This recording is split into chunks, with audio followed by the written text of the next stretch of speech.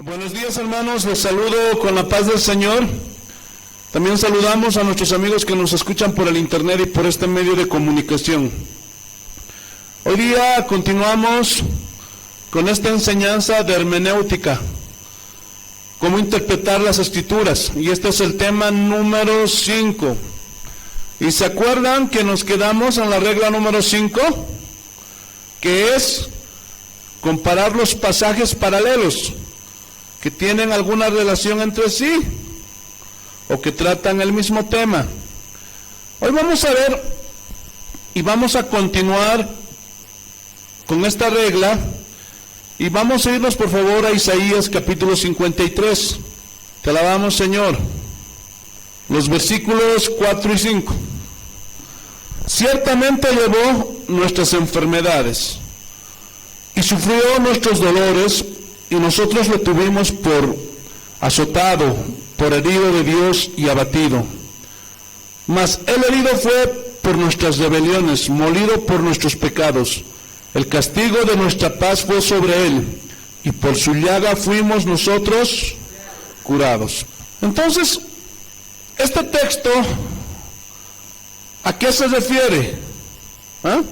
Muchos dicen y agarran este texto, principalmente esas iglesias de la superfe, que nosotros ya no tenemos que tener ningún dolor los cristianos y que ya no nos vamos a enfermar. Y eso enseñan en las iglesias, eso enseñan en las congregaciones, que los cristianos no se deben de enfermar y que tampoco ya no deben de sufrir. ¿Por qué? Porque Jesús llevó nuestros dolores. Pero ¿eso es lo que realmente significa este versículo? Entonces vamos a aplicar esta regla de comparar los textos paralelos y a ver si es verdad que los cristianos ya no se enferman y ya no sufren. Y muchos pastores usan esto para atraer a la gente, porque mucha gente indocta que no conoce la palabra de Dios cree. Y muchos quieren volverse al cristianismo porque dicen, vamos a ir a la iglesia, ya no vamos a sufrir, ya no nos vamos a enfermar. Pero eso es un engaño. Y les enseñan a las personas a que confiesen y digan, por fe, yo ya no sufro. ¿Pero qué dijo Jesús? En el mundo tendréis aflicción. ¿Sí o no? Pero esos hombres tienen más fe que Jesús. Hermanos, están locos esos hombres, ¿sí o no? Entonces vamos a ver unos textos para ver si los cristianos ya no se enferman y si ya no tienen dolor por situaciones que pasan en la vida. Vámonos primeramente a Hechos capítulo 9. Aleluya, vamos a irnos a los textos paralelos. No se olviden que estamos en la quinta regla. Hechos capítulo 9, versículos 36 y 37. Bendito eres Cristo Jesús. Hechos capítulo 9, versículos 36 y 37. Mira lo que dice el Señor. Había entonces en Jope una discípula llamada Tabita, que traducido quiere decir Dorcas. Esta abundaba en buenas obras y en limosnas que hacía. Y aconteció que en aquellos días se enfermó y murió. Después de lavada, la pusieron en una sala. Ustedes ya conocen la historia. Y Dios hace un milagro y resucita a Tabita. Pero la pregunta es, ¿cómo es que los cristianos no enferman y no mueren? Hermano, yo no sé de dónde han sacado esos hombres. Y esto me hace recuerdo, hermanos, a una familia que se decía ser cristiana. O sea, ellos decían que eran cristianos. Y resulta que se le murió el papá. Y cuando se murió el papá se fueron todos de la iglesia. Porque decían que Dios no cumplió su promesa. Yo quisiera saber, y pregunto, ¿cuándo Dios prometió eso? De que los cristianos nunca se iban a enfermar y nunca iban a sentir dolor. Hermano, esas interpretaciones son malas interpretaciones de hombres que no estudian y son como repetidoras, como grabadoras, que dicen lo que otros dicen sin verificar, sin estudiar, sin escudriñar qué es lo que realmente significa, hermano, los textos. Por eso es importante estudiar, hermanos. ¿Lo están entendiendo o no? Y por culpa de esas falsas doctrinas que rayan la locura, ¿por qué, pastor? Porque dicen que los cristianos no se enferman y que los cristianos ya no tienen por qué sufrir. Parecen esa secta de pare de sufrir. ¿Han escuchado de esa secta? Y argumentan y dicen, es que Él llevó nuestros dolores. Pero ¿qué tan cierto será eso? ¿O a qué se referirá? Vamos a otro ejemplo. Segunda de Corintios capítulo 11. Segunda de Corintios capítulo 11.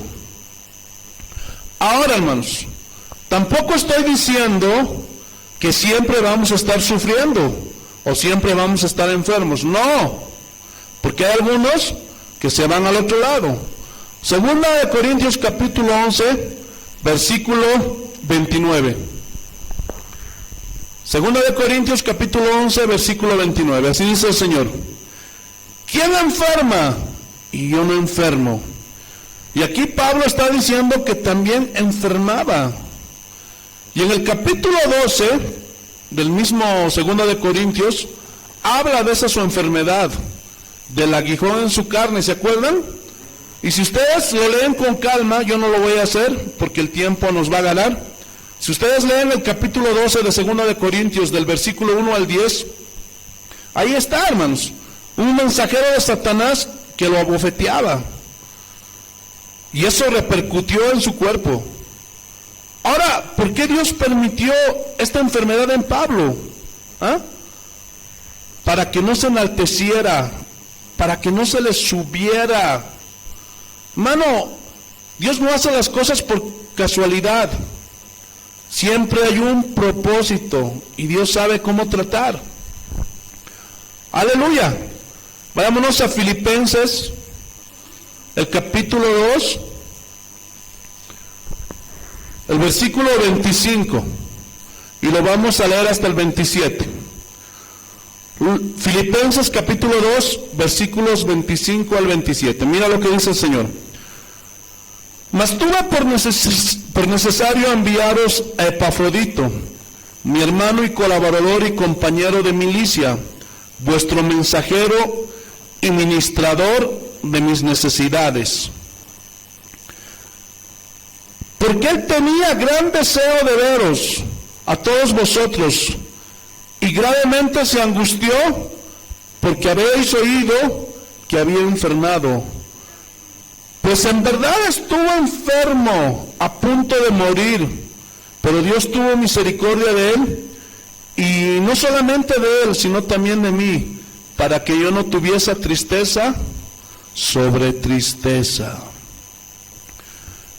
Epafrodito, hermanos, era un cristiano, colaborador de Pablo, que estuvo a punto de morir.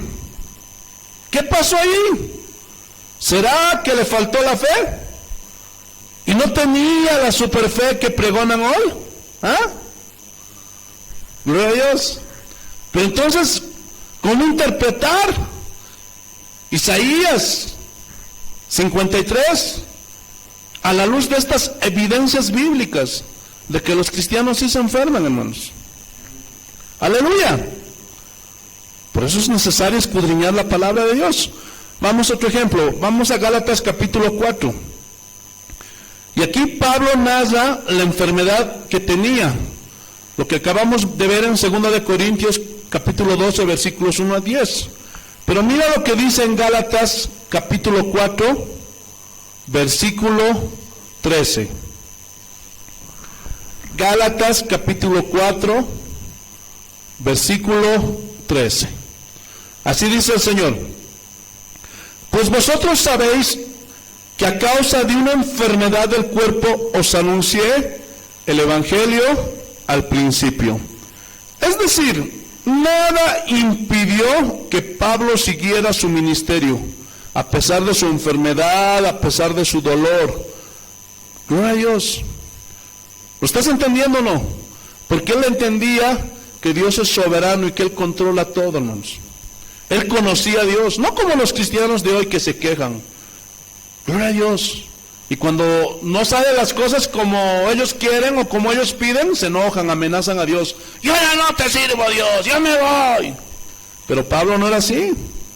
Gloria a Dios. Nada impidió que Pablo siguiera predicando. Vamos a otro ejemplo. Primera de Timoteo, capítulo 5.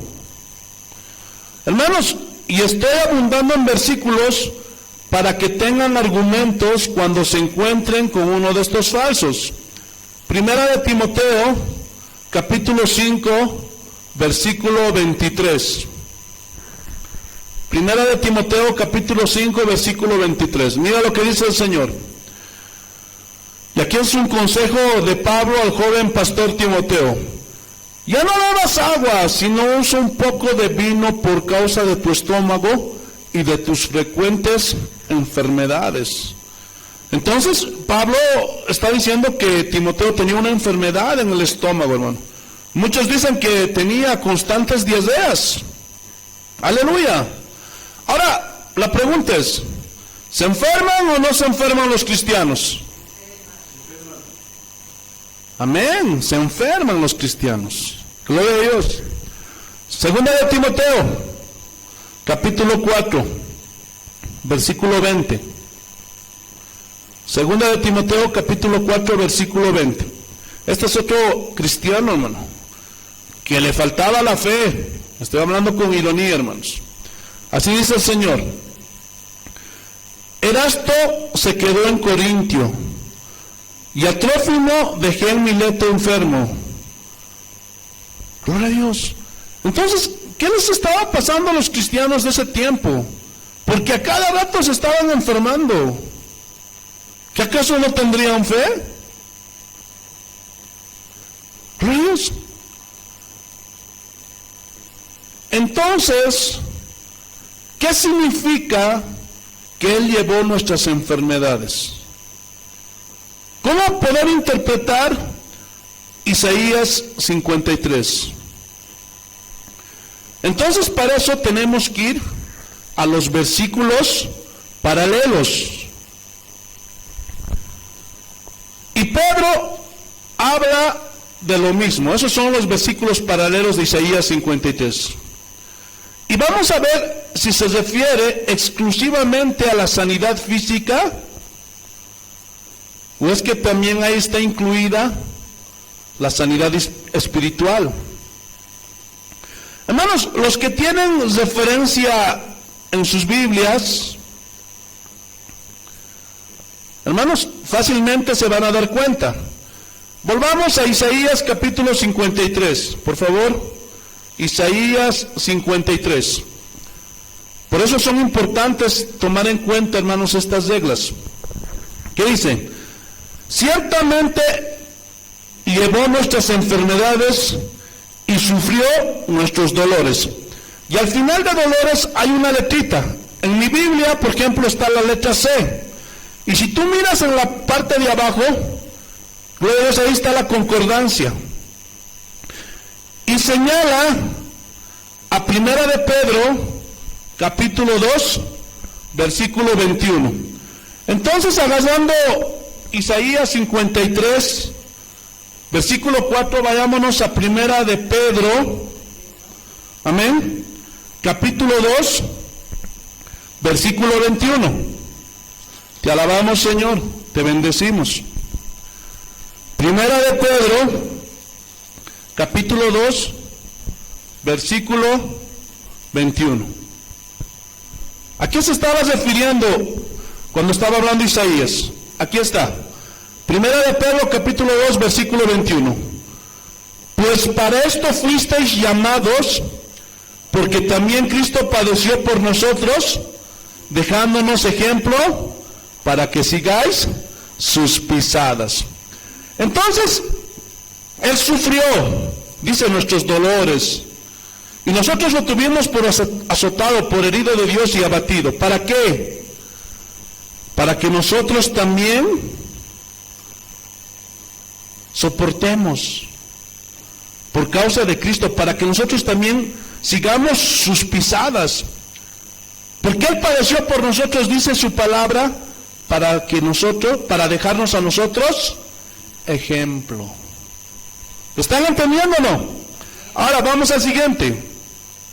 Vamos a ver si es que nosotros ya no tenemos que enfermarnos ni sufrir. Versículo 5. Mas Él herido fue por nuestras rebeliones, molido por nuestros pecados. El castigo de nuestra paz fue sobre Él, y por su llaga fuimos nosotros curados. Y al final hay una letra de mi Biblia, no sé qué letra aparecerá en tu Biblia, y señala, Primera de Pedro, capítulo 2, versículo 24, ¿sí o no? ¿Y qué dice? Quien llevó Él mismo nuestros pecados, aquí se está hablando de Jesús, eso es cierto, en su cuerpo sobre el madero, en la cruz, para que nosotros, ¿qué? Estando muertos los pecados, vivamos a la justicia, y por cuya herida fuisteis sanados. Ahora, ¿de qué tipo de sanidad está hablando aquí? ¿De una sanidad física o de una sanidad espiritual? Él nos ha sanado, gloria a Dios, porque estábamos muertos por causa de los pecados, pero ahora vivimos por la justicia, por el sacrificio de Cristo, y por cuya herida somos sanados espiritualmente. Pero también, hermanos, gloria a Dios, aleluya, tenemos pues a disposición la sanidad cuando es su voluntad. Porque dice, y estas señales seguirán a los que creen en mi nombre. Sobre los enfermos pondrán sus manos y sanarán. Tenemos ahí, hermanos, pero eso está en la voluntad de Dios. No cuando yo diga, no cuando yo quiera, no cuando ningún hombre diga ni cuando ningún hombre quiera, no, sino cuando Dios quiera. ¿Lo están entendiendo o no? Te alabamos, Señor. Vamos a ir a otro ejemplo. Entonces ya sabemos, hermanos, a qué se refiere que Él llevó nuestros pecados, nuestros glorios, aleluya, el castigo de nuestra paz fue sobre Él, dice su palabra. Entonces fuimos sanados espiritualmente, hermanos. Ahí está. Para eso sirven los gloriosos pasajes paralelos. A Santiago capítulo 5 nos vamos, hermanos, versículo 14. Y aquí vamos a ver otro ejemplo. Por eso es importante escudriñar las Escrituras, hermanos, para no caer en errores. Santiago capítulo 5, versículo 14. Mira lo que dice. ¿Está alguno enfermo? ¿Está alguno entre vosotros? No. ¿Está alguno enfermo entre vosotros? Diga que está sano por fe. ¿Así dice? ¿Ah? ¿Así dice? ¿Está alguno enfermo entre vosotros? Llame a los ancianos de la iglesia y oren por él ungiéndole con aceite en el nombre del Señor. Y aquí ancianos se refiere a los pastores, a los líderes. Gloria a Dios. Este es el único texto donde manda la Biblia a ungir con aceite. No hay otro. O sea, el aceite no sirve para otras cosas. No es para echar, hermano, en la entrada, en la avenida por donde entra el carnaval. No es para ungir autos ni casas, hermano. Eso es un invento recaudatorio, hermanos. Ya se los he dicho, estén vigilantes. Y el pastor ha hecho muchos pastores, muchas denominaciones han hecho este invento recaudatorio para ir a cobrar, para ir a sacar dinero, hermano, a las personas. No, eso no es bíblico. Gloria a Dios. Te alabamos, Señor. Versículo 15. Y la oración de fe salvará al enfermo. La oración de fe salvará al enfermo, sanará al enfermo. Por eso, hermanos, esas doctrinas que han salido hoy, que dicen, no tengo nada, por fe no tengo nada, agreden a la palabra de Dios. ¿Por qué? Porque Dios no puede sanar a alguien que no tiene nada. Como esa historia que les conté de una familiar mía. ¿Te imaginas cuando Jesús se acercó al ciego y le dijo, ¿qué quieres que te haga? Imagínate respondiéndole al ciego de esta manera. No quiero que me hagas nada, porque por fe no tengo nada. ¿Te imaginas? Eso es un error. ¿Qué le dijo el ciego? Que reciba la vista, porque estoy ciego. Entonces, hermano, todo este error, toda esta confusión pasa por no enseñar la Biblia correctamente. Por eso es sumamente importante predicar lo más certero y correcto la palabra de Dios. Principalmente cuando vas a predicar a la gente. Necesitas una doctrina sólida, fundamentada en Cristo Jesús. Porque cada cosa que sacan esos hombres es increíble, hermanos. Ayer me enteré que en una iglesia, un pastor que tiene su profetisa, dijeron, vamos a hacer una ofrenda de guerra. Hermanos, eso no lo había oído. Una ofrenda de guerra. O sea, que si tú das, le estás haciendo la guerra al diablo. Hermanos, no puede ser. ¿Qué está pasando? Y esos ladrones hinchándose los bolsillos. Y el pobre pueblo ignorante haciendo guerra al diablo, disquedándole al falso pastor y a su profetisa para que se hinchen sus bolsillos. Hermanos, ¿quieren que levantemos una ofrenda de guerra? ¿Ah? Necesito un viajecito. Estoy hablando con ironía. Pero lo peor de todo esto es que la gente todo lo cree. Y como esos pastores de la superfe, esas profetizas, son gente que grita y piensan que porque gritan están más ungidos. Hermano, cuando un predicador grita mucho, a mí en lo particular no me gusta escuchar ese tipo de prédicas. Y se los voy a decir por qué. Porque no te dan chance a pensar. Si te sueltan como una ametralladora, ta, ta, ta, ta, ta, ta, y el Señor, ta, ta, ta, ta, ta, ta, ta, nada más nos emociona por lo que dice. No te da chance de reflexionar para ver si está conforme a la Biblia. Ahora, yo no estoy diciendo que no haya pastores que griten y que estén verdaderamente ungidos y que conozcan la Biblia.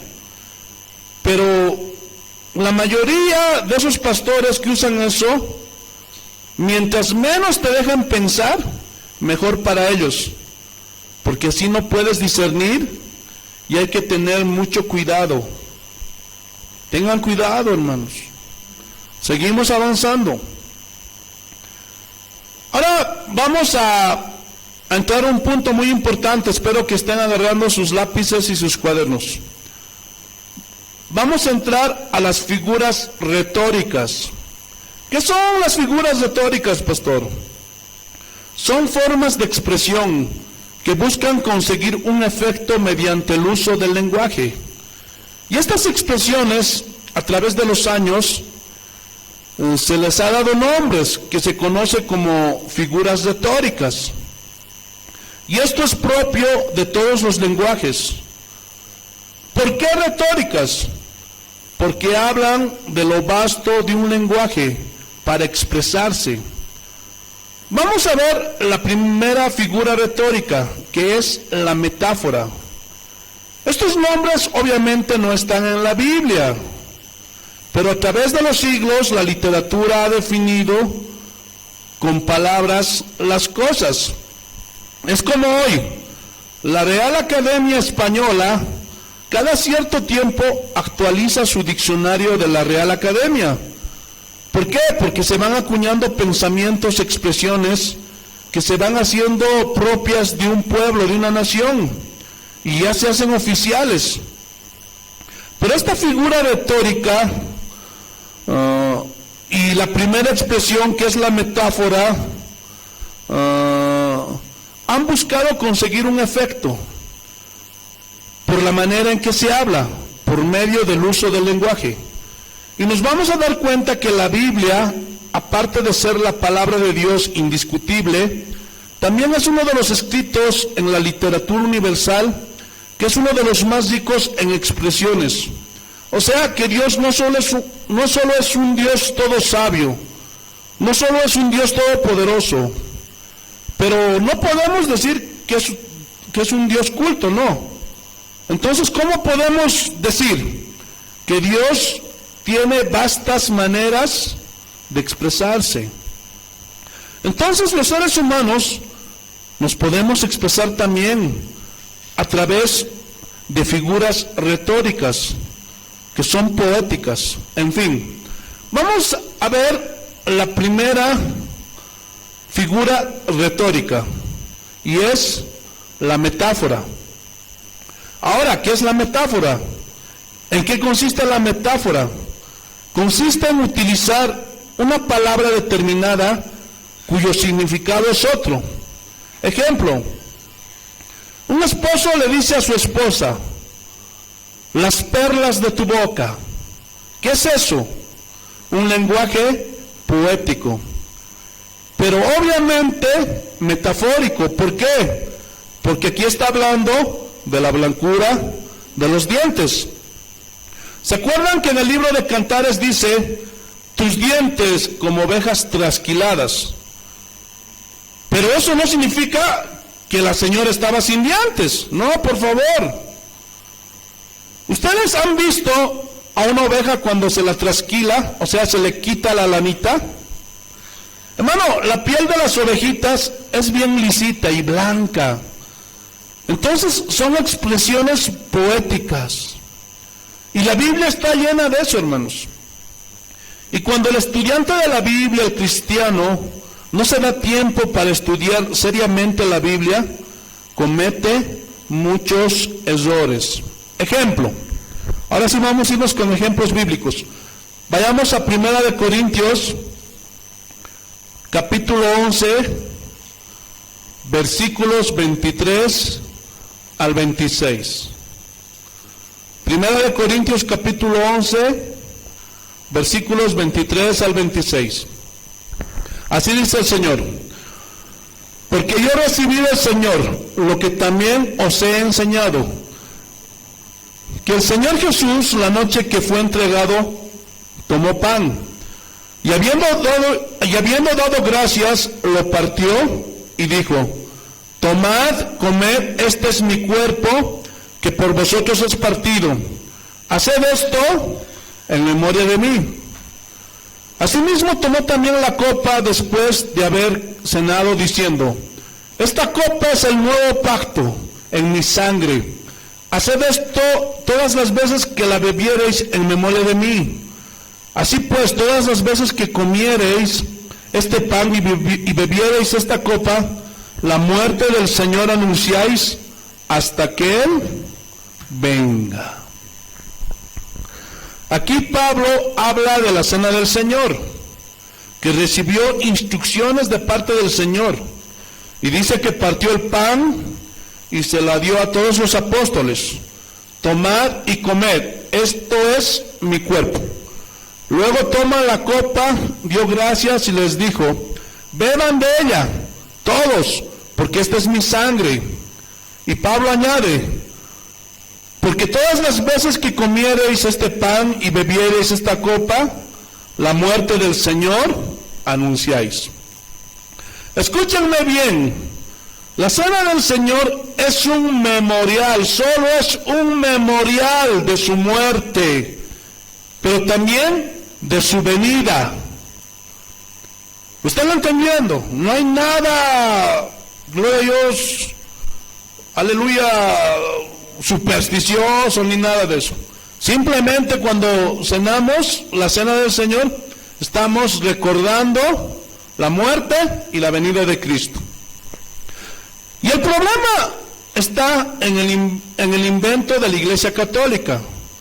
Y ellos hablan de la transubstanciación. Y dicen, cuando el cura bendice el pan y el vino, se convierte literalmente en el cuerpo y la sangre de Cristo. Hermanos, y eso es una blasfemia. Porque si así fuera, ¿por qué no lo demuestran? Y no lo demuestran porque no pueden. Porque no han entendido que esas son metáforas. ¿Lo están entendiendo o no? Solo son metáforas. En Juan capítulo 15, el versículo 5, Juan capítulo 15, el versículo 5, mira lo que dice el Señor. San Juan capítulo 15, versículo 5. Yo soy la vid, vosotros los pámpanos. ¿Qué quiso decir Jesús cuando dijo yo soy la vid y vosotros los pámpanos? ¿Ah? Que dependemos de Él. Así como el tronco de la viña se encarga de impartir y alimentar a las ramas a través de la savia, así la vida de Cristo es la que alimenta la vida espiritual de las personas. Nosotros somos los pámpanos, somos las ramas. Pero todo esto son metáforas, hermanos. Son expresiones que buscan causar un efecto mediante el uso del lenguaje. Y Jesús habló metafóricamente. Otro ejemplo, Juan capítulo 10, versículo 7. Amén. San Juan capítulo 10, versículo 7. Así dice el Señor. Volvió pues Jesús a decirles, de cierto os digo que yo soy la puerta de las ovejas. Ahora, ¿por eso nos vamos a poner a adorar las puertas? ¿Ah? También dijo, yo soy la luz del mundo. Pregunta, ¿Dios es una lámpara o un foco? ¿Ah? ¿Qué quiso decir cuando dijo yo soy la luz del mundo? ¿Ah? Son metáforas, hermanos, son expresiones poéticas. Cuando Jesús dijo, ustedes son la sal de la tierra, ¿qué quiso decirles? ¿Que eran 1 kilo de sal? ¿Ah? ¿Verdad que no? Cuando Jesús dijo, vuestros ojos son la lámpara del cuerpo. A ver, hermanos, prendan sus luces LED que tienen en sus ojos. ¿Ah? Hermanos, todo esto son expresiones y nada más. Mucha gente al ignorar esto, al ser indoctos, inconstantes en lo metafórico, lo interpretan de una forma literal y caen en gravísimos errores, hermanos. También nos dijo a nosotros, ustedes son la luz del mundo. ¿De cuántos watts, Señor? ¿Será eso? ¿Significará eso? ¿Lo están entendiendo o no? Otro ejemplo. Jesús dijo, si tu ojo te hace pecar, sácalo. Mejor es que entres tuerto al cielo, a que todo tu cuerpo sea echado en el infierno. Y si tu mano derecha o tu pie te hacen pecar, arráncalos de ti. ¿Se imaginan, hermanos, si lo tomáramos de una manera literal? En este lugar, hermanos, todos puros tuertos, cojos y mancos. ¿Sí o no? ¿Lo están entendiendo o no? Todo esto son metáforas, hermano. Son expresiones usadas en el lenguaje para decir algo. usando palabras que en realidad significan otra cosa. Nuestro lenguaje castellano está lleno de metáforas también. Y todo esto lo único que hace es enriquecer el lenguaje. Otro ejemplo, cuando Jesús dijo, yo soy el pan de vida, pregunta, ¿qué tipo de pan será Jesús? ¿Será una mazaqueta? ¿Será una cauca? ¿Será un casi? ¿Qué tipo de pan es el Señor? ¿Verdad? Que nada que ver. Esto significa que así como un pan alimenta el cuerpo, así Jesús es el que alimenta el alma, el espíritu del cristiano. ¿Lo están entendiendo, hermanos?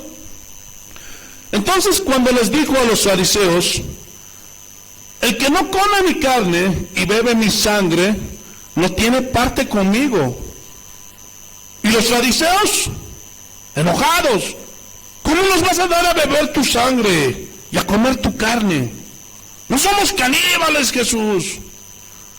Ellos eran de la ley, y la ley decía, no pueden comer la carne de animales inmundos, y peor la carne humana. Entonces todo esto les sonaba totalmente irracional, y no entendieron que Jesús estaba hablando en un lenguaje espiritual, de manera metafórica, para enseñarles. Porque ni los discípulos en muchas ocasiones entendían, y Jesús los reprendía. Ustedes tampoco entendieron. Y les enseña. Las palabras que les digo son espíritu y son vida. Es que eran metáforas.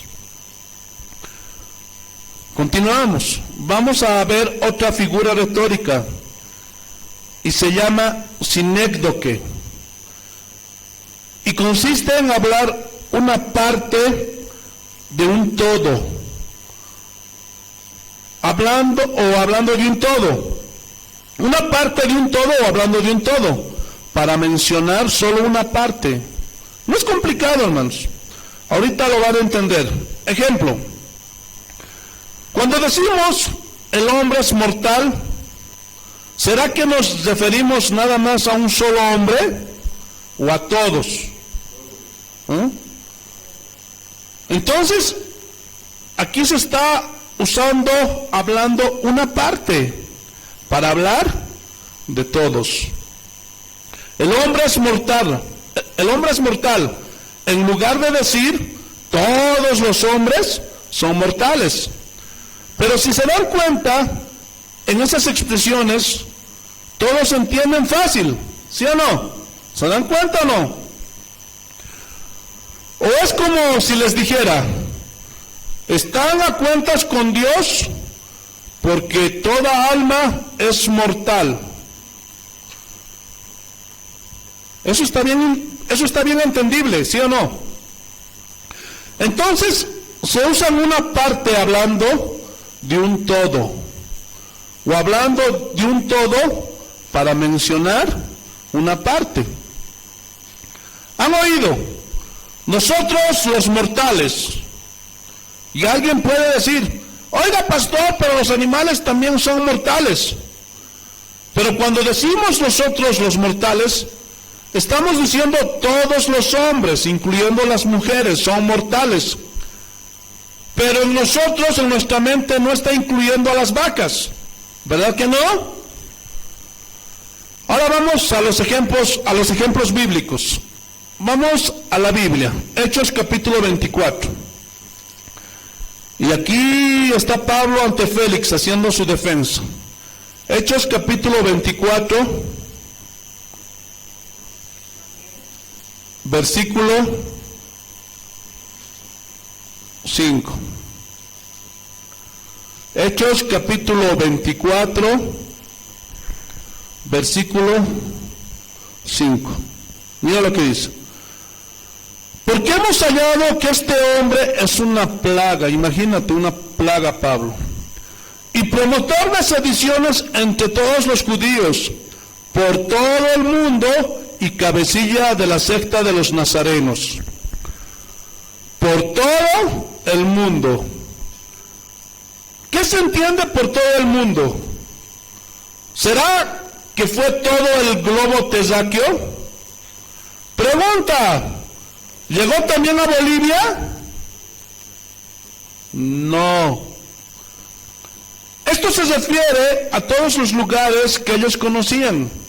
En este caso, a todo el Imperio Romano, que Pablo alcanzó con el Evangelio. Pero aquí usaron una sinécdoque, para resaltar lo que Pablo había hecho, pero solamente son expresiones. Vamos a ver otro ejemplo, Lucas capítulo 2, versículo 1. Lucas capítulo 2, versículo 1. Mira lo que dice el Señor. Aconteció en aquellos días que se promulgó un edicto de parte de Augusto César, que todo el mundo fuese empadronado. Pregunta, ¿también los incas se empadronaron? ¿A qué se refiere que todo el mundo se empadrone? ¿Quién estaba gobernando? Augusto César. Y aquí usa una expresión, todo el mundo. Pero aquí el mundo es una parte que está limitado al Imperio Romano. O sea, todo lo que los romanos conquistaron. ¿Lo están entendiendo? Porque nunca llegaron a América o Australia, etcétera, etcétera. Entonces, aquí está hablando de la región que gobernaba Augusto César. Eso era todo el mundo. Eso es una sinécdoque. Aquí les va otra. Cuando Jesús dijo, id por todo el mundo y predicad el Evangelio a toda criatura, pregunta, ¿es literal o limitado a un entorno? ¿Ah? ¿Saben lo que significa literal? Significa tal y como se está hablando. Y aquí, hermanos, no es una sinécdoque. ¿Se dan cuenta o no? Escuchen bien. De esto está llena la Biblia. Por eso si alguien de una manera muy simple estudia, lee, y cuando llega este versículo, vayan por todo el mundo, o sea que la salvación es para todo el mundo, y aquí es donde entran los idiomas originales. Porque acuérdense que mundo es una de las palabras que tiene diferentes significados, según los contextos, pero también según el original. Por eso, cómprense el traductor de Biblia, del original. Cómprense, hermanos, la Biblia Strong. Hermanos, y ahora está en oferta. Aprovechen, júntense platita. Gracias al Señor, a mí ya me bendijo, hermanos. Y el viernes me compré, hermanos, mi Biblia Strong. Estoy contentísimo, hermanos, porque solo lo tenía en mi celular. ¿No, ellos? Y si ustedes se compran, yo les voy a enseñar cómo se usa. Porque aunque no me crean, hermanos, hay gente que no sabe cómo usarlo. Y han cometido muchos errores. Entonces, cuando dice Jesús, de tal manera amó Dios al mundo, y luego dice, no améis al mundo, ni a las cosas que hay en el mundo, ¿qué pasa aquí? ¿Se está contradiciendo Jesús? No. Porque aunque ustedes, hermano, lo duden y no lo crean, hay cristianos que dicen que Jesús amó a este mundo. Pero cuando aplicamos las reglas de interpretación de la Biblia, vemos que son dos cosas muy distintas. Primeramente, cuando dice de tal manera amó al mundo, ¿a qué se está refiriendo? ¿Ah? A los hombres, a los pecadores, a los perdidos, a los caídos. Pero cuando dice no améis al mundo, ni las cosas que hay en el mundo, ¿a qué se refiere? Al modo de vida de los hombres, al modo de pensar, a las filosofías, conductas que en el mundo están teniendo.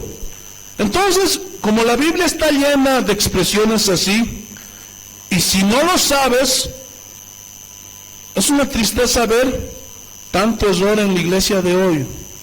¿Sí o no? ¿Por qué? Porque está dentro de nosotros.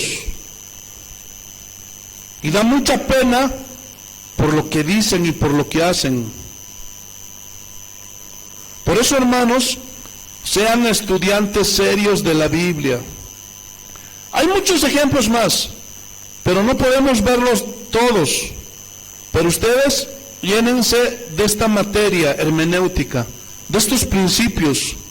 Y cuando lean su Biblia, ustedes mismos se van a dar cuenta, y que el Señor los ilumine, pero tiene que ser aplicado bajo estos principios. Vamos a ver la tercera palabra retórica, y se llama metonimia. ¿En qué consiste la metonimia? Consiste en expresar algo de una manera simbólica en lugar de la realidad, para hablar de una realidad. Vamos a ver un ejemplo. Aleluya. Vayamos a Lucas capítulo 16. Y vamos a ver cómo esto nos ayuda a interpretar estos textos, este pasaje. Gloria a Dios. Y aquí habla de Rico y Lázaro. Antes de comenzar a leer, hermanos, quiero hacerles una pregunta y contéstense ahí, a ver si están entendiendo. Esta parábola del Lázaro del rico y el Lázaro, ¿es una parábola o es literal? ¿Cómo podemos saber esto? Yendo al contexto. Lucas capítulo 16, versículo 1. Y aquí, en el versículo 1, habla del mayordomo infiel. ¿Se acuerdan de esa parábola? Aleluya. A ver, vamos a leer el versículo 1. Dijo también a sus discípulos: había un hombre rico que tenía un mayordomo, y este fue acusado ante él como disipador de sus bienes, o sea, un infiel. No lo voy a leer todo, yo te lo voy a resumir. Luego habla del amor a las riquezas, y que ninguno puede servir a dos señores, es decir, no se puede servir a Dios y al dinero.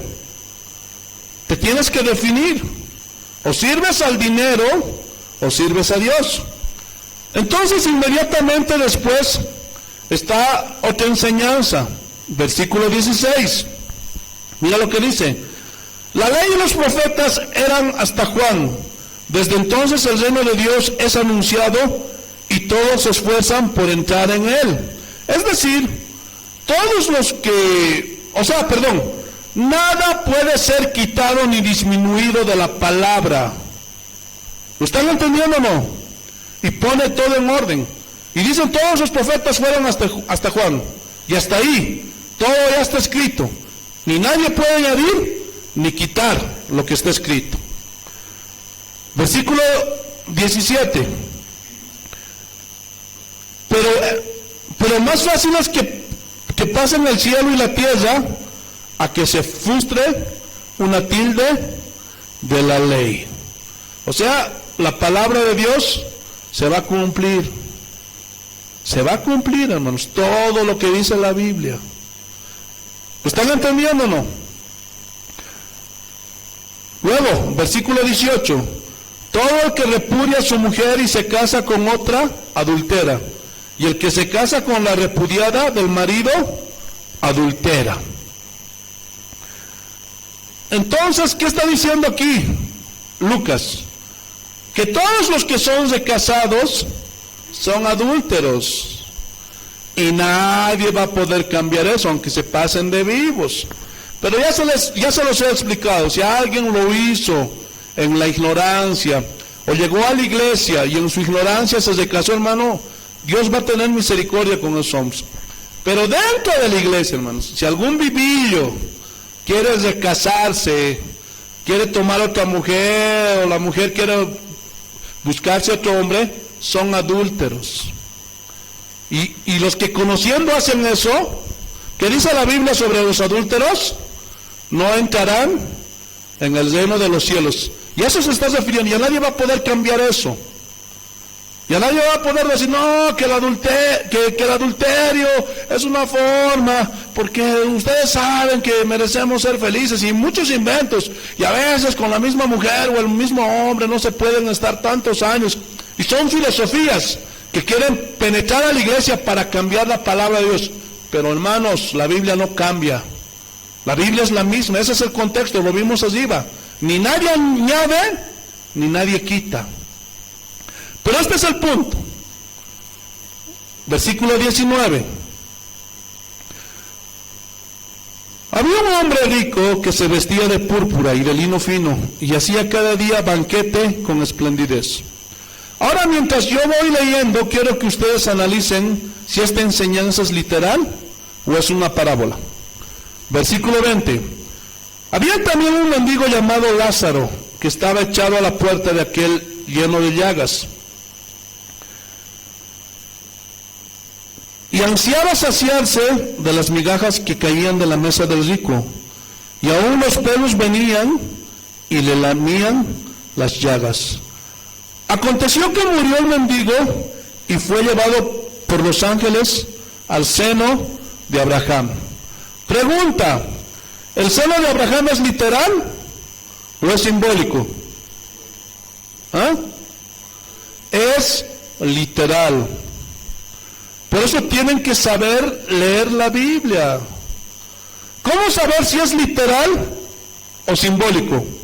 Por el contexto y los paralelos. La Biblia es su propio intérprete. No crean que es una sola definición o una regla. Muchas veces para interpretar un texto se usan hasta 4 reglas. Por eso ustedes tienen que saber de memoria todas las reglas para interpretar la palabra de Dios. Por eso no pueden leer así nada más por así. Y aseverar que es simbólico algo al azar, o que es literal algo al azar, porque eso es peligroso, hermanos. Porque hay que saber reconocer lo que es simbólico y lo que es literal. Por eso escudriñamos la Biblia. Y ese es el punto en la interpretación bíblica. Hay que saber leer la Biblia. Cuando lean la Biblia, hermanos, no sean como los cristianos de hoy, porque ha salido una doctrina extraña. En un año puedes leer toda la Biblia. No, hermanos, no. Tienes que entender, hermano, que no estás leyendo Condorito, Paturusu. Entiéndelo.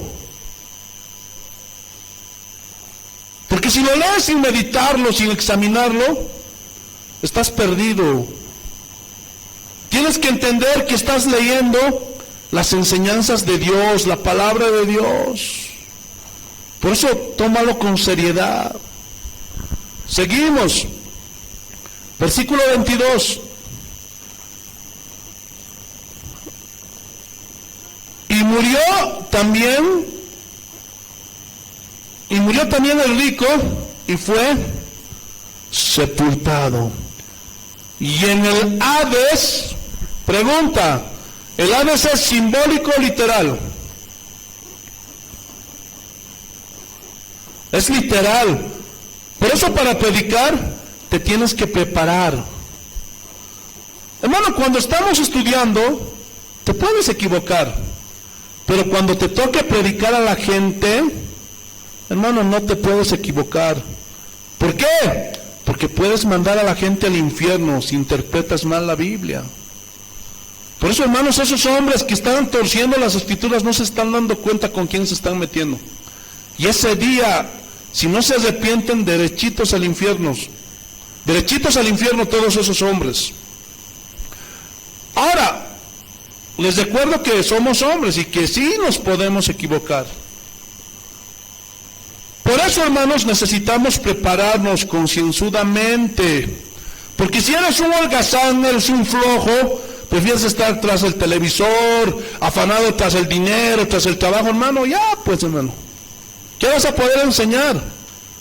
Hermano, no confundas el error humano con la flojera humana, con la pereza humana. Porque muchos por flojos, por perezosos, no conocen la Biblia, no saben interpretar la Biblia. Ahora, cuando viene un error por nuestra humanidad, eso es muy diferente. Gloria a Dios, seguimos. Y en el Hades alzó sus ojos. Recordemos, hermanos, que somos cuerpo, alma y espíritu. Y este cuerpo nada más fue creado para que adentro habitara el alma. Y el Señor le dio vida por su espíritu. Y este cuerpo fue diseñado por Dios para movernos aquí en la tierra. Y una vez que morimos, seguimos viendo, oyendo, sintiendo, palpando. ¿Sí o no? ¿O es simbólico? ¿Ah? Esto es literal. Muchos, cuando se les habla del infierno para tratar de calmar el temor que hay dentro de ellos, dicen, nos vamos a olvidar, no nos vamos a acordar de nada. Y vamos a ser como zombies, como tontos ahí. No, hermano. Vas a poder ver, vas a poder oír, vas a poder sentir. ¿Lo están entendiendo o no? Esto no es simbólico, esto es literal. Por eso dice, alzó sus ojos, estando en tormentos. O sea, que sintió el dolor. Hermanos, recuérdenlo, este cuerpo solamente es como una carcasa. Y por dentro el alma, el espíritu, gloria a Dios, igual van a sentir dolor, igual ven, igual oyen. Gloria a Dios. Bendito sea el nombre de nuestro Señor Jesucristo. Y vio de lejos a Abraham y a Lázaro en su seno. Te alabamos, Señor. Entonces, según la enseñanza del contexto general de la Biblia, el Hades es el lugar donde van los muertos, es un lugar literal.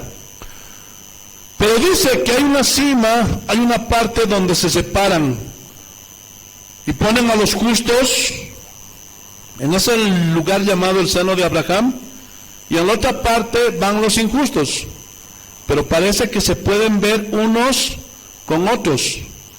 Y aquí estamos entrando al nivel del espíritu. ¿Y se acuerdan cuando Jesús resucitó y su cuerpo fue glorificado? Y dice que Él entró donde estaban los discípulos sin abrir la puerta. Y para esto hay que entender también que entramos al nivel del espíritu. Y eso es otra cosa. Entonces cuando dice, alzó sus ojos, vio a Abraham y a Lázaro en su seno, mira lo que dice. Entonces Él dando voces, o sea, no estaba mudo, hablaba y dijo. ¿Esto es literal o simbólico? Literal. Padre Abraham, ten misericordia de mí, envía a Lázaro para que moje la punta de su dedo en agua y refresque mi lengua, porque estoy atormentado en esta llama, en el fuego. Díganme si esto no concuerda con toda la enseñanza en la Biblia respecto al lugar del tormento eterno, donde irán todos los malos. ¿Concuerda o no? Sí. Entonces, el contexto de la Biblia te afirma y confirma que no es simbólico. Hermanos, en el tabernáculo había una puerta, había una luz, y lo vamos a ver después. Y cuando Jesús dice, yo soy la luz, y el judío acostumbrado a escuchar que había luz en el en el tabernáculo, entonces cuando Jesús decía la luz, se les hacía muy familiar. La puerta que había en el tabernáculo era muy pequeña y entraban agachados. Y Jesús decía, yo soy la puerta. También había pan en el tabernáculo. ¿Gloria a Dios? Todo esto era simbólico, que hablaba de Cristo. Aleluya. Entonces el rico decía, en este caso es literal, Estoy atormentado en esta llama. Entonces, podemos ver que de una manera literal el rico sentía, veía, tenía sed, tenía las mismas sensaciones que cuando tenía su cuerpo. Versículo 25. Pero Abraham le dijo: acuérdate que recibiste tus bienes en tu vida, y Lázaro también males, pero ahora este es consolado aquí y tú atormentado. Escúchenme bien, esto no significa que uno por ser rico se va a ir al castigo eterno, al tormento eterno sí o sí, no. Les recuerdo que el contexto está hablando de los que sirven a las riquezas y le dan el primer lugar a las riquezas, al dinero, y no a Dios. Es decir, este rico sirvió a las riquezas, al placer. Amó tanto el dinero que se olvidó de Dios. Pero había ricos en la Biblia.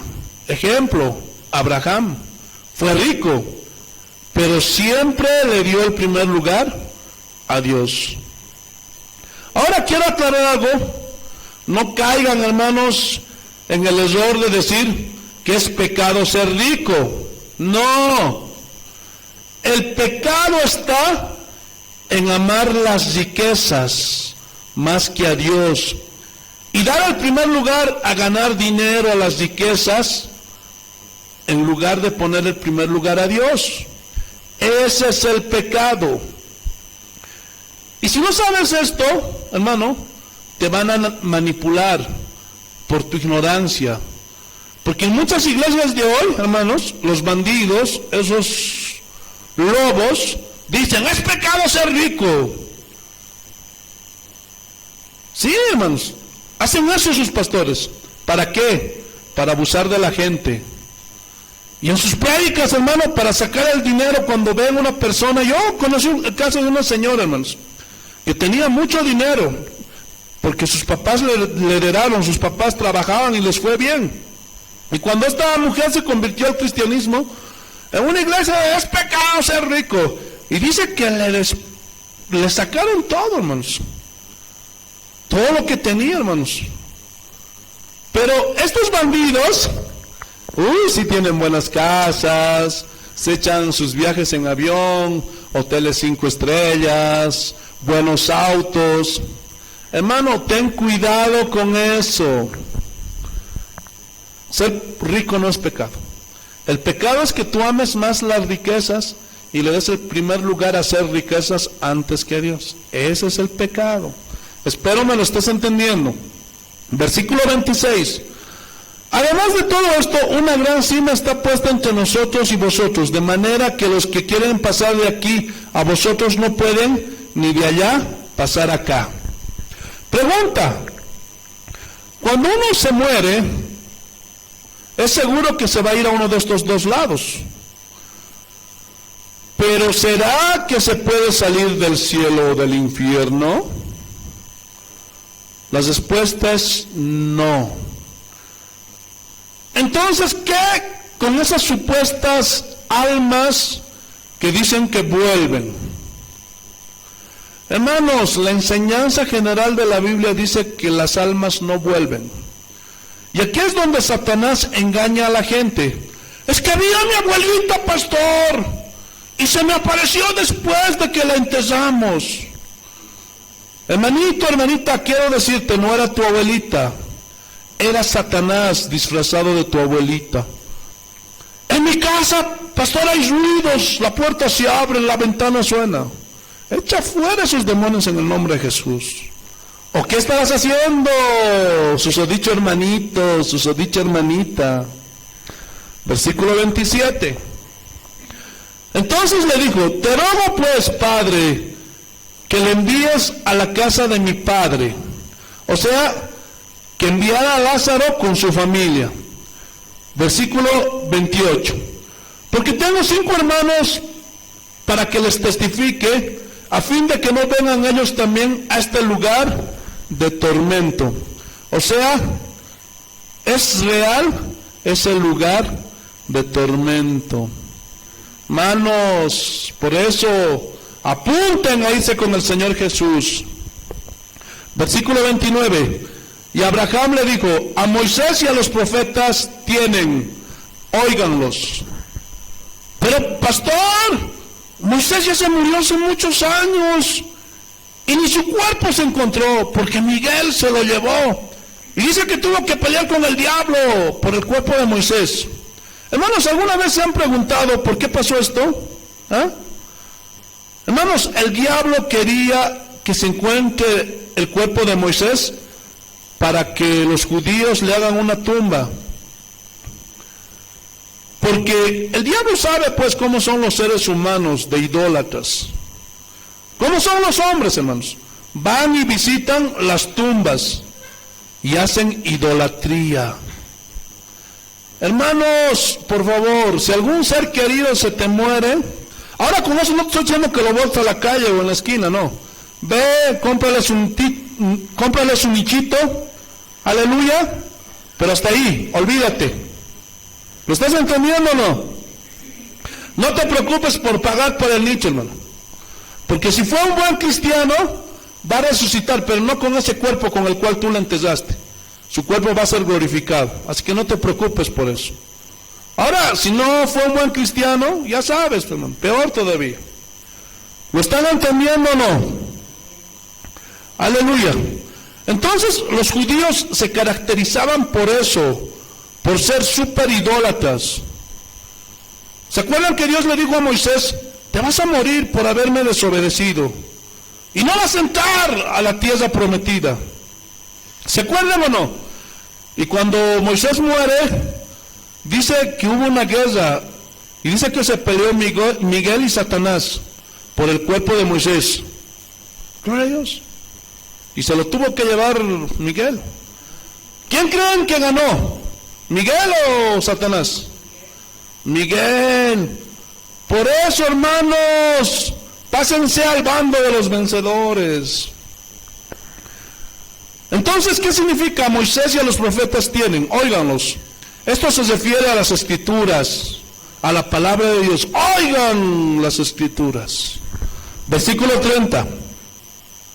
Él entonces dijo: no, padre Abraham, pero si alguno fuere a ellos de entre los muertos, se arrepentirán. Pregunta: Jesús vino de entre los muertos, resucitó. ¿Se arrepintieron todos los hombres? No. No todos. La mayoría no. Pocos son los que creen que Jesús resucitó. ¿Sí o no? Versículo 31. Mas Abraham le dijo: si no oyeren a Moisés y a los profetas, tampoco se persuadirán, aunque alguno se levantare de los muertos. Y aquí confirma el mismo Jesús, que aunque Jesús mismo resucitó, no todos iban a creer. Porque muchos dicen: no existe el infierno, no, que... Aleluya. Pero también esto echa por tierra, aleluya, el invento recaudatorio de los católicos. El purgatorio no existe. Y esto del purgatorio lo inventaron con el fin de sacar dinero. Y era un lugar donde, o es un lugar donde supuestamente las almas van a purgar sus pecados. Hermano, nada más blasfemo que eso. Y te dicen: con 5 misas o durante un año le pones una misa cada semana, y ya va a salir tu alma del purgatorio. Y para ellos pues es un dinerito que les entra para la obra del Señor, dicen. ¿Dónde he oído eso, hermanos? ¿Dónde he oído eso, hermanos? No existe el purgatorio, hermanos. ¿Lo entendieron o no?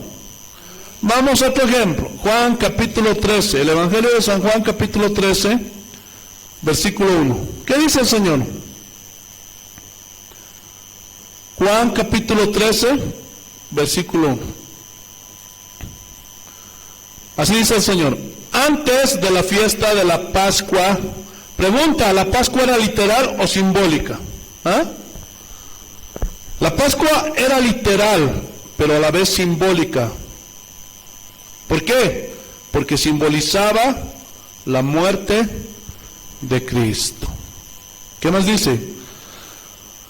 Antes de la fiesta de la Pascua, sabiendo Jesús que su hora había llegado para que pasase de este mundo al Padre, como había amado a los suyos que estaban en el mundo, los amó hasta el fin. Y cuando cenaban, como el diablo ya había puesto en el corazón de Judas Iscariote.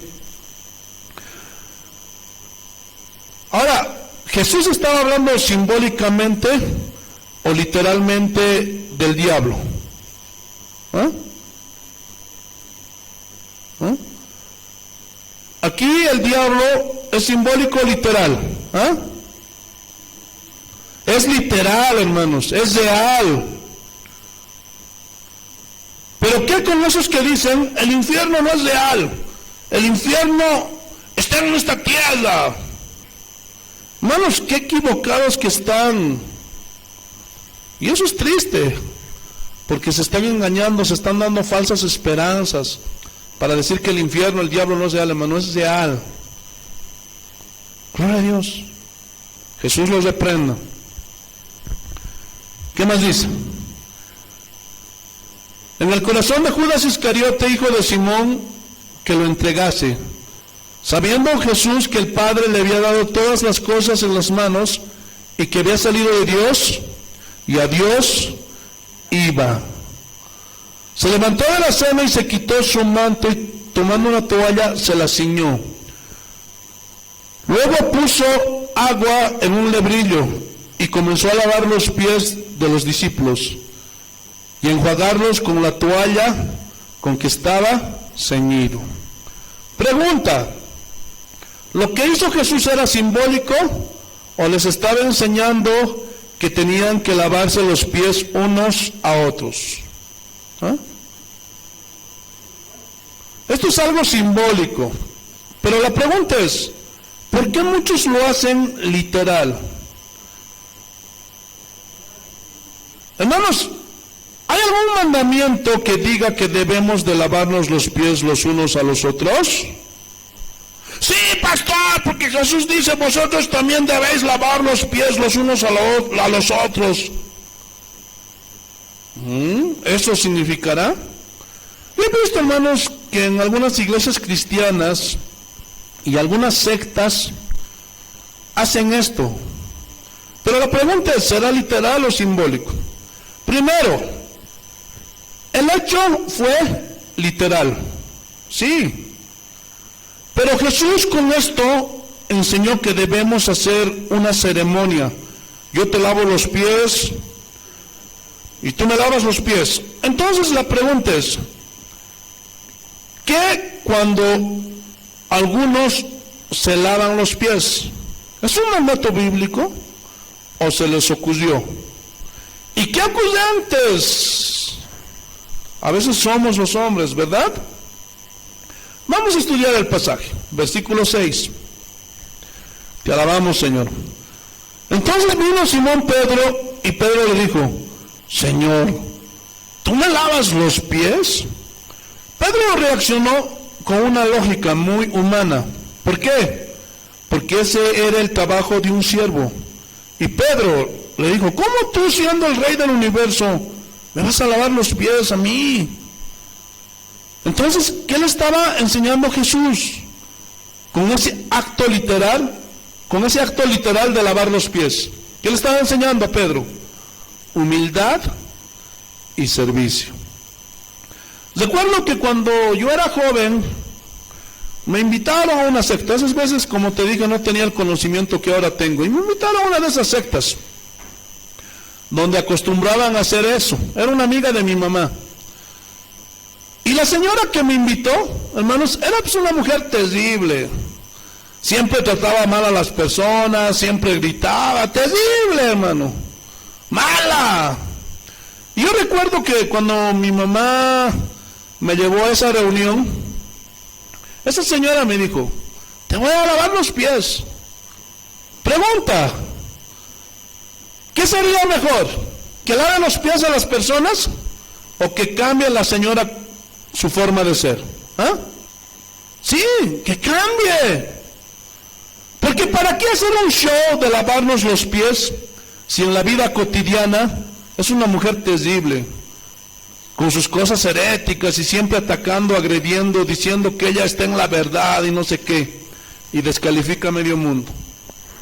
¿Será que eso fue lo que realmente Jesús quiso decir? Por supuesto que no. Y vamos a ver. Versículo 7. Respondiendo Jesús y le dijo: lo que yo hago tú no lo comprendes ahora, mas lo entenderás después. Pedro le dijo: no me lavarás los pies jamás. Jesús le respondió: si no te lavare, no tendrás parte conmigo. Le dijo Simón Pedro: Señor, no solo mis pies, sino también las manos y la cabeza. En otras palabras, báñame, Señor. Y a ver si me echas un aceitito, un buen champú y un talquito. Hermanos, Pedro era inestable, muy inestable. El típico cristiano sentimental, que se mueve, se dirige, avanza, no por lo que dice la Biblia, sino por sus emociones. Pedro no sabía interpretar la palabra de Dios. Esa fue una etapa en la vida de Pedro, antes de madurar. No entendía, y se iba por todos lados. Entonces Jesús le dijo: si no te lavo los pies, no tendrás parte conmigo. Ay, Pedro, entonces váyame todo. Ahora, ¿qué significa si no te lavare? ¿Qué estaba haciendo el Señor en ese momento? Y aquí es donde consultamos los paralelos. Vayamos a Efesios capítulo 5, versículo 26. Efesios capítulo 5, versículo 26. Y aquí está dando instrucciones Pablo a la iglesia. Y en el versículo 25 dice: maridos, amad a vuestras mujeres, así como Cristo amó a la iglesia y se entregó a sí mismo por ella. Mira lo que dice el versículo 26. ¿Para qué? Para santificarla, habiéndola purificado en el lavamiento del agua por la palabra. Por la palabra. Aquí habla de Cristo y la iglesia. ¿Se acuerdan de los fariseos? Había un ritual en la ley de purificación. Y según ellos, cuando se lavaban, claro, obviamente era simbólico, pero ellos se creían que con eso estaban purificados, limpios de todos sus pecados. Y atacaron a Jesús en una ocasión y a sus discípulos, ¿se acuerdan? ¿Por qué no se lavan sus manos tus discípulos? Rayos. Y aquí podemos ver que Jesús purificó a la iglesia en el lavamiento del agua. Hermanos, ¿qué estaba haciendo con Pedro? Estaba haciendo un acto simbólico, porque el agua es un símbolo de la palabra de Dios. Y el símbolo también es una figura retórica que vamos a ver después.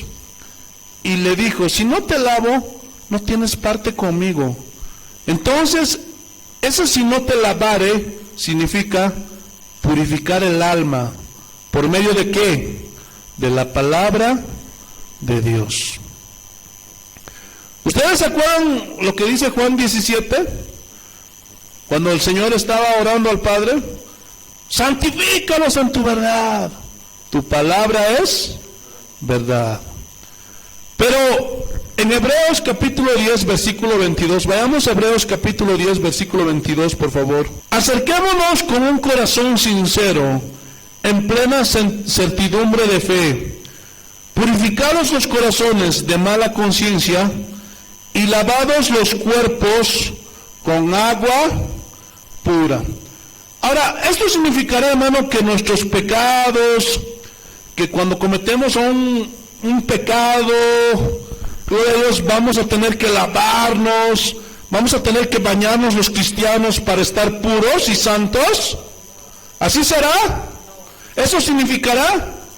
No. Significa lavar el cuerpo, el alma, el espíritu. ¿Con qué? Con la palabra de Dios. Ya vosotros estáis limpios por la palabra que os he hablado. Así dijo Jesús. ¿Se acuerdan de eso o no? Volvamos, hermanos. San Juan capítulo 13, versículo 10. Estábamos en el versículo 10. Volvemos, hermanos. Jesús le dijo, el que está lavado no necesita lavarse sino los pies. El que está lavado no necesita sino lavarse los pies. En otras palabras, Jesús le estaba diciendo a Pedro, no entiendes, ¿cómo que lávame todo? ¿Cómo que báñame todo? Tengo que trabajar contigo, Pedro, con mucha paciencia. Tú te estás yendo a lo literal cuando es simbólico. Pero cuando es simbólico te vas a lo literal. Entiéndalo, Pedro, ya estás lavado. Todos ustedes están lavados. ¿Pero qué significa que necesitan lavarse los pies? Hermano, cuando salimos por la calle, ¿qué es lo que se ensucia? Los pies. Se llena de polvo, de mugre, de excremento, porque, gloria a Dios, en la calle hay de todo. Aquí significa, hermanos, lavarse los pies, limpiarse de la contaminación del mundo. Y aquí hay muchas lecciones. Servicio, humildad, etc. Y esa limpieza, solo el Señor la puede hacer en nosotros. ¿Cómo? Con el agua de su palabra. ¿Qué más dice? Pues está todo limpio y vosotros limpios estáis, aunque no todos. Y Jesús hablaba, hermano, de una manera muy sencilla, pero muy contundente. Habla de la palabra que purifica.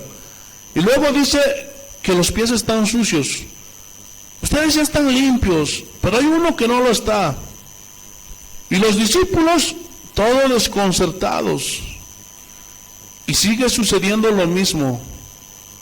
Cuando ustedes leen las epístolas de Pedro, y son una fuente profunda de conocimiento, porque dice cosas bien tremendas, y ahí puedes ver el cambio que Jesús hizo en Pedro, porque aprendió que había muchas cosas simbólicas aún en el Antiguo Testamento. Y Jesús parece como que les hicieron trabalenguas a los discípulos, pero solo son expresiones. Versículo 11. Porque sabía que le iba a entregar, por eso dijo, no estáis limpios todos. Y aquí está hablando de Judas. Así que después que los hubo lavado los pies, tomó su manto, volvió a la mesa y les dijo, ¿sabéis lo que os he hecho? Vosotros me llamáis maestro y señor, y decís bien, porque lo soy. Pues si yo, el Señor y el Maestro, he lavado vuestros pies, vosotros también debéis lavaros los pies los unos a los otros. Hermanos, el hecho de que lavó a sus discípulos los pies, ¿es literal o simbólico? ¿Ah? El hecho fue literal, por eso fue un hecho, fue real, lo vivieron. Pero cuando les dijo, así debéis lavaros los pies los unos a los otros, ¿es literal o simbólico?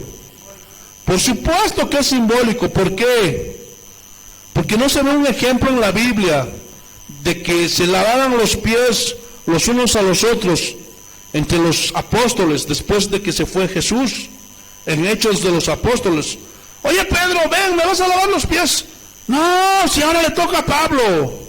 No lo hicieron, ¿por qué? Porque ellos entendieron perfectamente que era una lección de humildad, de servicio. Yo soy el Señor y Maestro.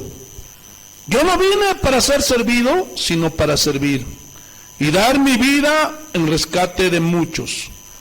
Acuérdense, hermanos, que la palabra de Dios, la vida de Jesús, en este caso fue integral. Él no pudo decir una cosa y después contradecirse. Versículo 15. Porque ejemplo os he dado para que como yo os he hecho, vosotros también hagáis. De cierto os digo, el siervo no es mayor que su Señor, ni el enviado es mayor que el que le envió. Si sabéis estas cosas, bienaventurados seráis si las hiciereis. ¿Entendieron, hermanos? Pregunta, aquí, ¿dónde está la metonimia?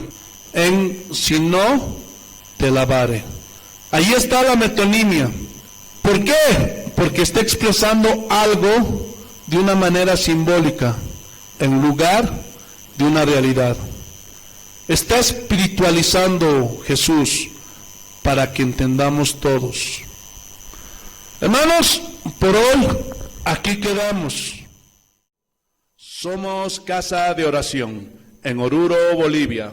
Síguenos en Facebook como Casa de Oración y suscríbete al canal y dale like y nos ayudarás muchísimo para seguir adelante con la obra de Dios. Estamos ubicados en la zona norte de Oruro. A continuación te dejo la dirección y que Dios te bendiga. Somos